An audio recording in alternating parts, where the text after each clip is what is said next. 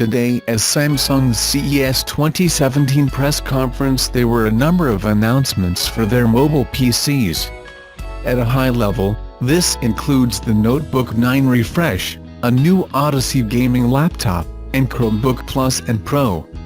Starting with the Notebook 9, while this laptop already has existed in name, this represents an update to the latest Intel Kaby Lake processors and features like the thin bezel and fast charge carried forward as seen in the spec sheet below. The laptop remains under 1.8 pounds in the 13 inches guys due to the use of a magnesium chassis which makes this laptop feel impossibly light. There's nothing particularly flashy in terms of features here, but this looks to be an excellently executed laptop as far as display with sRGB coverage, guaranteed D2000 average under 2.5, up to 500 nits of brightness for outdoor use, and 1080p resolution to avoid many of the pitfalls that come from shipping high DPI displays with Windows. Both sizes ship with a fingerprint scanner that scans the full finger from FPC. The 15-inch variant also offers some interesting upgrades, such as PCIe SSD and the option for a discrete GPU, namely the NVIDIA GeForce 940MX for those that want the ability to do more processing on the go and possibly some light gaming. From some casual use here, nothing really stands out about this laptop as immediately wrong. Good design is about taking away unnecessary things, and my first impression here is that Samsung has pulled it off. However, the trackpad is a standard diving board style clickpad, so if you try to press down on the top side of the trackpad it won't click as you might expect. In order to make these laptops incredibly light there is also very little modularity as we've come to expect from Ultrabooks. I also noticed that the chassis has quite a bit of flex to it. Pressing down at the top of the trackpad with the force normally used to press a trackpad resulted in the top of the laptop visibly bowing inwards, and with two fingers it was fairly easy to flex the display back and forth if you maximized leverage by applying it at the edges furthest from the hinge. I suspect it will take a full review to really judge whether Samsung has gone a bridge too far here in pursuit of cutting weight. For the Notebook Odyssey 15, Samsung is making a return to the gaming laptop market with a 15.6 inches laptop outfitted with Intel i7 Kaby Lake, GTX 1050, 16GB of RAM and SODIMMs, customizable backlit keys, and a full HD display with anti-glare coating as seen in the spec sheet below.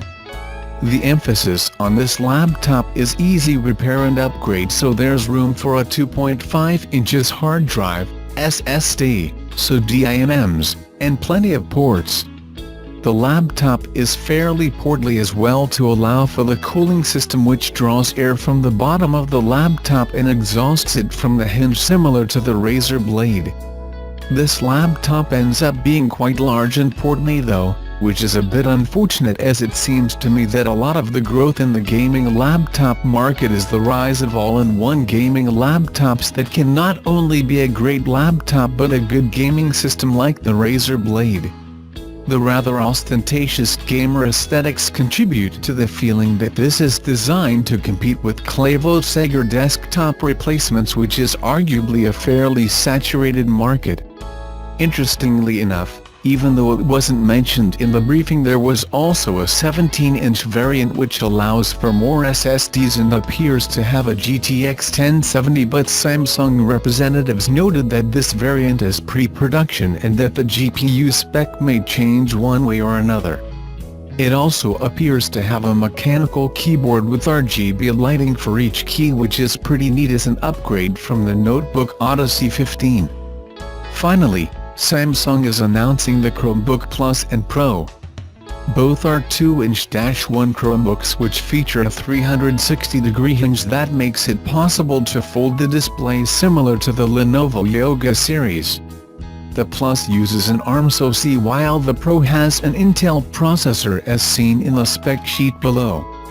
Both ship with a Wacom EMR stylus which allows for pressure sensitivity, and Chromos has a number of interesting tweaks in order to enable the use of the devices both a tablet and laptop like Android applications and automatic resizing to make things touch-friendly when the device enters tablet mode. Interestingly enough, Google is leveraging their machine learning in order to reduce the latency of the input by predicting what the user intends to write. However, if you just draw random lines you will still see the full latency of the stylus stack. Google is also leveraging their machine learning capabilities to allow for highly accurate automatic OCR and Google Keep which can automatically convert handwriting to formatted text and make it easily searchable. For some reason neither has an ambient light sensor so there's no automatic brightness setting but there is an accelerometer and gyroscope for games and screen rotation. All of these products are planned to reach consumers Q1 2017.